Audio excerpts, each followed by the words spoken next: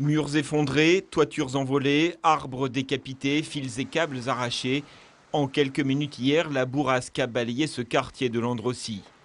Dans un couloir de quelques dizaines de mètres seulement, la vitesse du vent a dépassé les 100 km/h. Les branches d'un sapin se sont envolées pour atterrir dans la cour du voisin. Ah, c'est des gars de la branche à bas, du sapin de là-bas en haut, là. Il a cassé, puis ça a tiré sur la voiture. Un peu plus loin dans la rue, le propriétaire de cet hôtel-restaurant en construction a vu la toiture littéralement s'envoler. J'habite juste en face également. En face était parfaitement sans aucun problème. Et ici, je suis arrivé.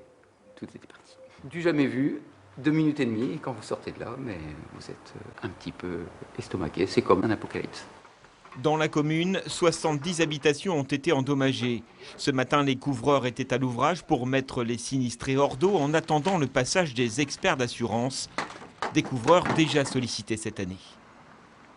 On a eu les grêles, encore un phénomène assez venteux, puis encore là maintenant, c'est de plus en plus fréquent et puis bon, c'est pas sain, c'est pas sympathique de travailler comme ça parce que c'est toujours des surcharges de travail et puis toujours dans l'urgence, quoi.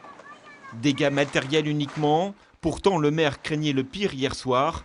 Encore choqué ce matin par la violence du phénomène, il se dit soulagé. On a préservé l'essentiel, c'est-à-dire la personne. Pas de dégâts corporels, pas de blessés, pas de morts, bien sûr. Donc ça, c'était le point numéro 1 dans les priorités. Globalement, ça va, c'est un miracle. Aucune famille n'a dû être prise en charge par la mairie. Grâce à la solidarité des familles et du voisinage, les sinistrés les plus touchés avaient dès hier soir trouvé une solution d'hébergement en urgence.